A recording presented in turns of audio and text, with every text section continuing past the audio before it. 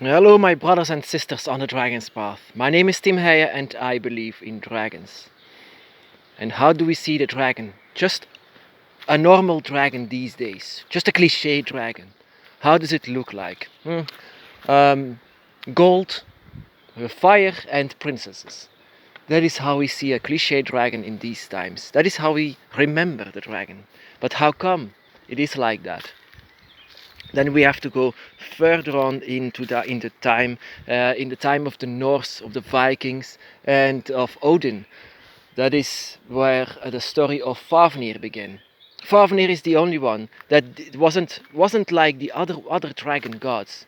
He was the only one that was just born like anyone else on this earth. Um, but because of a curse that Odin put upon him, he was very sick and ill and attached to the gold of the gods, and the gold that made him so-called greedy, but he was actually attached to it so much that he couldn't leave it anymore. Until one day that a man called Siegfried came, and this man killed Fafnir. He killed him because it was possible. You could kill a mortal like Fafnir was. He was just a mortal. But there was something about Fafnir. He was given godlike power by Odin. Whenever Siegfried was bathing himself inside of the blood of Fafnir, he became invincible. That showed a sign that this was not just a normal dragon. This was a dragon of divine powers. And whenever the dragon was slain and Fafnir was dead, it was only his body that was dead. His spirit continued and have been given the status of dragon god. And this god was the only one that could breathe fire, which means the dragon god of fire. That is given the energies and powers of the sun itself. And of course, it was another dragon god that was anyone like Tiamat, Pangu, Fafnir, or Leviathan, certainly not. But he was given this same status, and that is because of his abilities of breathing fire. So he had a lot of power. So now he has even more power, and he can even use it. So, and Leviathan, I mean Fafnir. Yeah, like I said, it was actually a silly story, of course, that you can remember of the dragon. Gold. What can a dragon do with gold? Later on, this story is a bit more complicated when they replaced gold with his home. Um, this story has been told so many times, but if you look upon older stories, then you will see that Fafnir was not protecting any gold. He was protecting his home. And it was against humans that still took and took.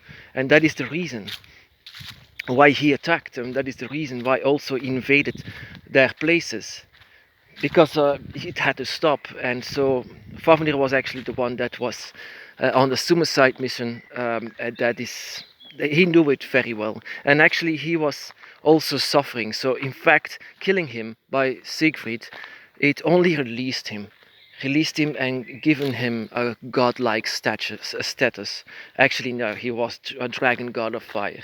Without him, we would die because we need the fire. Before this, the fire didn't had a god. The fire just raged over and over. The fire raged on, and if you look at this, what can defeat a fire? Not much. The wind only helps the fire to spread the fire, and the earth is the one that burns. So Tiamat and Pangu and Quetzalcoatl, they can't do anything. It is a very powerful god, unless it's Leviathan. Leviathan can go against it and say no. That is also the one that Fafnir and Leviathan are water and fire, just like Tiamat also is against Quetzalcoatl. They are not really against each other, but it's above and below. You see, Tiamat and Pangu are below, and Quetzalcoatl is above. Fafnir is here, burning it all, and then you have the rain that stops the fire.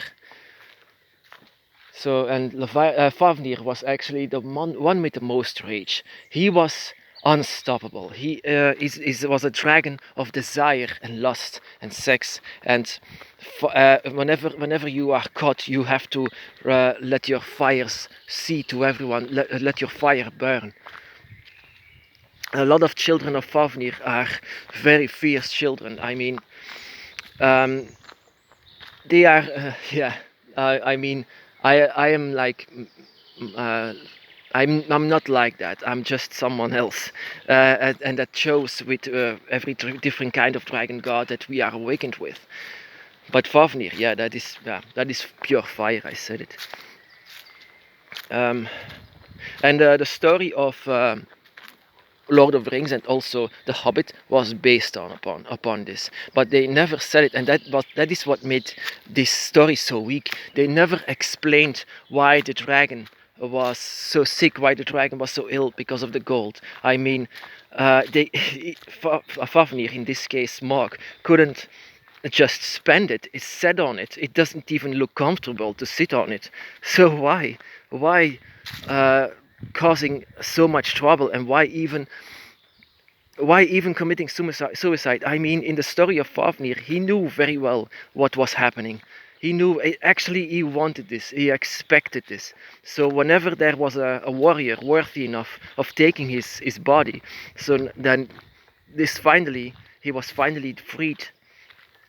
And that is not what I saw into this Monk story. He wanted to live on. He could even talk to the human language. Then, oh my God, then talk to each other instead of killing each other. Ah, my goodness, sorry, that is a very silly story. I didn't really appreciate that. But yeah, like I said, it was also based on it. And what is also based on the Fafnir story is George and the Dragon, of course. And that is what entered the princess in trouble. Um, so, in fact, this story was about a man who said, "There's a dragon by the village. Everyone is going to die." And everyone, what? Dragons? Then back in the day, it was dragons were worshipped, so why would they eat us? But he said, he's going to eat everyone, it's a monster, so everyone has to be baptized by me, so or else he would burn us all. Yeah, because he already knew that this story was made of Fafnir, the fire-breathing dragon, and he was, from all the dragon gods, the only one that was feared. So they used the fear of Fafnir. That is a yeah. That is where the fear began for the dragon. Unfortunately, it was with one of the dragon gods. This is also the least respected dragon god of all because he was feared. I'm sorry to say this. I love Fafnir. I love Fafnir very, very much. But yeah, he was the reason why they used is against the name of the dragon because of a lot of fear, and that was the first ever story where the dragon had to die. And yeah, if you go further on into the original story of this very, very long ago, into the scrolls, then you see that actually this was the first thing. This was the first dragon story where actually the dragon hoped to die because he was ill, he was sick. He couldn't think for himself anymore. And that is such a shame, actually. If it's a very sad story, and he's the first thing that, like I said, why they could see that Fafnir was going to be a god. That is because he washed himself in the blood, becoming invincible. So why was Fafnir not invincible? Because as a dragon god, he could have the choice of becoming invincible or not, and he didn't want this because he was sick. He wanted to get rid of this. And because of the powers that he was given by Odin, he could finally be free and live on as a spirit. But his fire still existed, his fire still raged, and so that is why the dragon god of fire is still with us, and still making new children. He is a very male energy, very Yeah, like I said, he's an amazing guardian, and that is also where the status of guardian came from. It was not Tiamat, even though I became one because of her, but the stories were not like that. The stories of the guardian dragon originated from Fafnir because he guarded a treasure. Later on, it became clear that it was actually his home and his children that he wants to protect. But in fact, later on, it became a treasure, and he was sick, he was ill, and all of because of the yeah, something that Odin did. And every time that I see that Odin does something to anyone else, and I don't actually respect that God. I mean, that God let our dragon suffer very much. It seemed that he didn't like dragons very much, even though on every boat on a Viking there is a dragon guardian, being a guardian for the boats. So back in the day they already knew about Fafnir and his amazing skills and abilities to be a guardian, because all of that also was based on his face. Yeah, and that is why we also see today that Fafnir is actually the most cliche dragon ever, because they took his image for everything. He was the Western dragon. He was the one that you had to be fear, that you have to fear for. I mean,